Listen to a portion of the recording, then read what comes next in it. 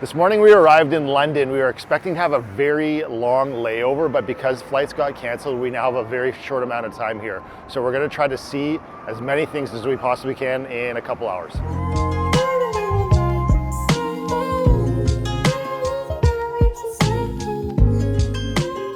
First stop is Big Ben. So obviously this clock is like world famous, and one of the reasons is because it's so accurate. It's right off one of the underground stations, and it's really jam-packed here. There's lots of tours, and I think you can catch some of the boats and stuff or whatnot here, but it's a very jamming spot. Right across from Big Ben is the London Eye. So this was built for the millennium in 2000, and it was supposed to be kind of like a temporary thing, but it became so popular that they made it permanent.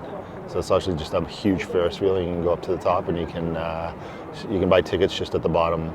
So we took the tube from the airport all the way down here, and it's the city's like chopped up into different sections or zones. Well, it's just crazy busy here, and you can use your tap on your credit card to get on and off, and then by the end of the day, if you've used the tube so much, it charges you a max amount, which I think is about £16. You can catch all these different city cruises that go through the river, and there's the popular Uber boat. I just went by. It's just up there. It's like the fourth one that you can jump on and then go back and forth over the river and to all the different sites along it.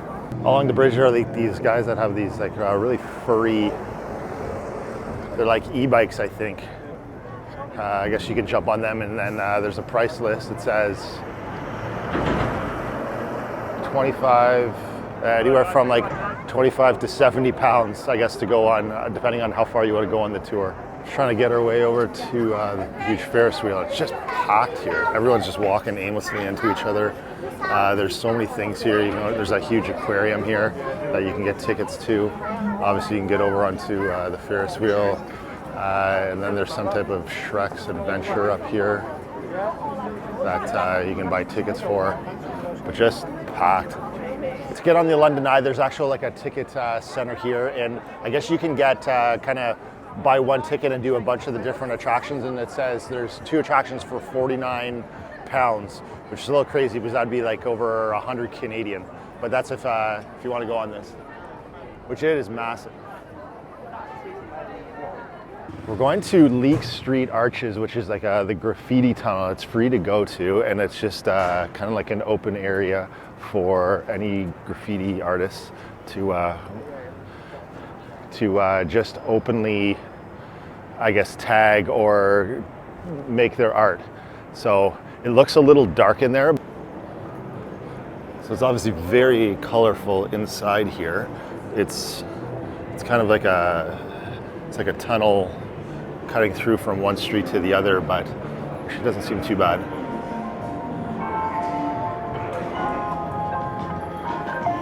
Looks like some type of bar in there as well.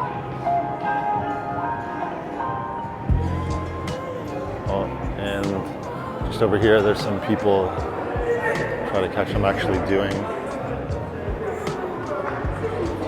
painting over.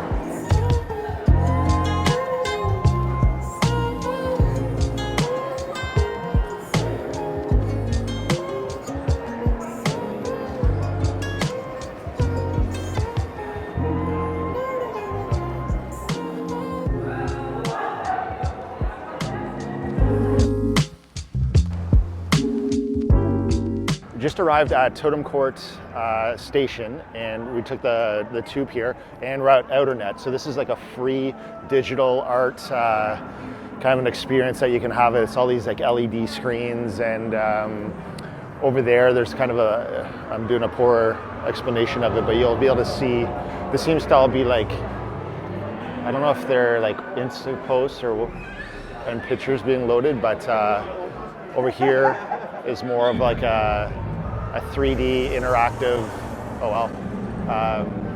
with sounds. And this is free. It's open. I saw the times from like 9 till in the morning till 11:30 at night.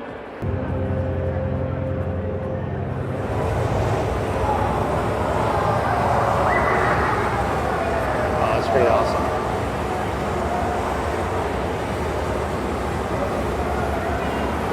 So obviously, like all the screens change all the time, and they have like almost like a different program that they run here. And a lot of people will come here, and I think they kind of set up shop and then kind of watch as long as they can. So I don't know if you can tell, there's like screens all the way around, so that you get like a full, I don't know if it would be 3D or not, but just like full surround sound, and the sound is like pumped in. You can like feel it in your chest when it there's like a movement or like something shifts. We're on the way to Neil's yard, and just come across around every corner there's all these like cool little squares, or this is like a little food court and like a bunch of food stands, and all these like little narrow streets, and it's like really nice here. So around every corner there's always something cool to find.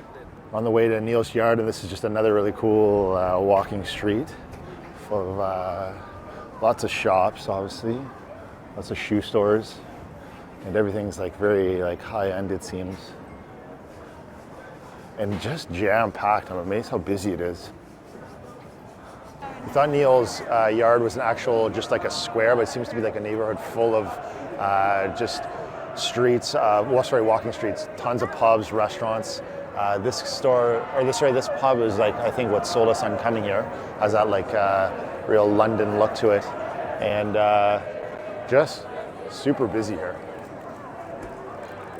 We chose to kind of walk as much as we can instead of taking the metro, especially on like kind of quick little spots where we can get to and from easily.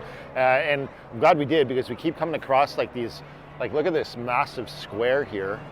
It's just, this like randomly was just happened to open up, and there's been a lot of sections where these really large intersections where like maybe 4 or 5 streets converge into one, that have like the triangle style buildings, have been really awesome. So it's definitely worth walking around if you can. While walking to the metro station, came across the Arches shopping center. It goes to like, it's kind of like another cut through, but it has this really awesome tunnel. Again, like another random thing that we just came across. And all it is just a tunnel, but there's like a bunch of shops down there, but it just makes it, makes the walks around a lot more interesting. We're just trying to get to Leadenhall Market, which I think we made it to, and it's supposed to be kind of Victoria, like here we go. I was like a Victorian style covered shopping plaza. It's like a great, this is what kind of sold at the pictures.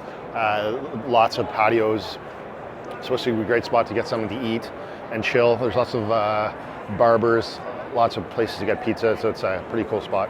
Fortunately, a lot of it is under construction, but this is like kind of the main, like actually this sign above me says Leadenhall Market, and then this is, I guess, the actual markets yourself, which is the covered portion.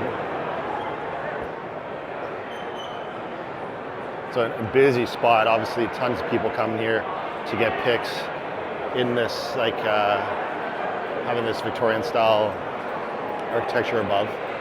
No, it actually way bigger than I thought. Actually, I didn't think it went this way or the other.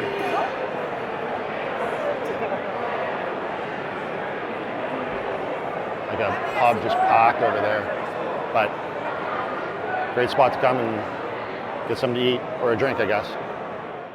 All over the city is the standard like London red phone booth. Some of these ones actually don't have a phone in them. Opens over here.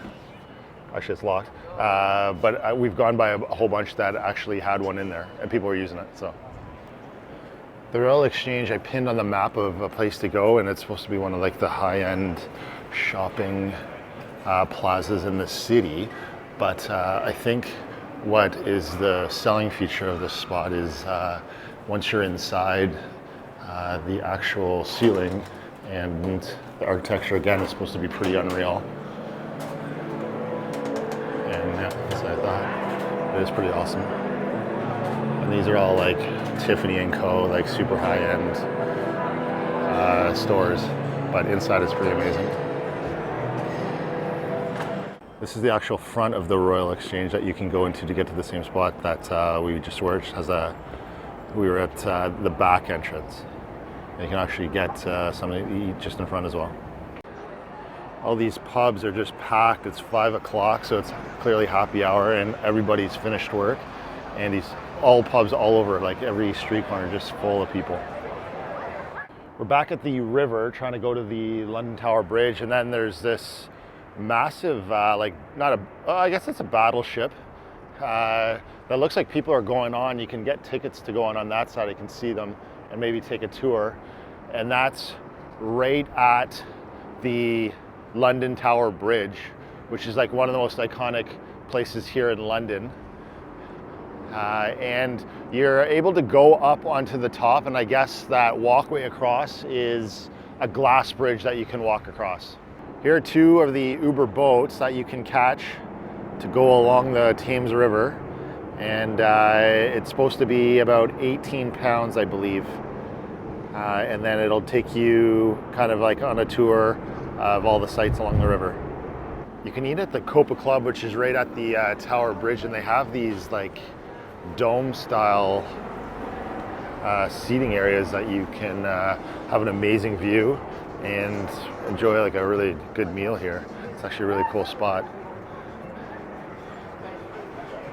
And obviously like the view of the bridge is pretty awesome.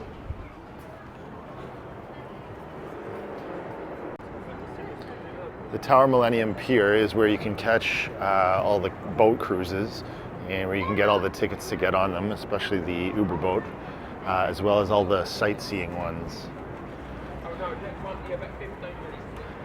I don't know, it says prices must be there. And then they all stop all around here. And also a great view of the tower. There's been a ton of amazing spots to walk along, or like different streets or different alleyways and whatnot. And then like even here, another section where there's like a street vendor, or sorry, a bunch of, I guess they're food trucks is what I was trying to say, where you get something to eat, there's coffee, drinks, you can get beers almost anywhere. Just lots of awesome spots to come here.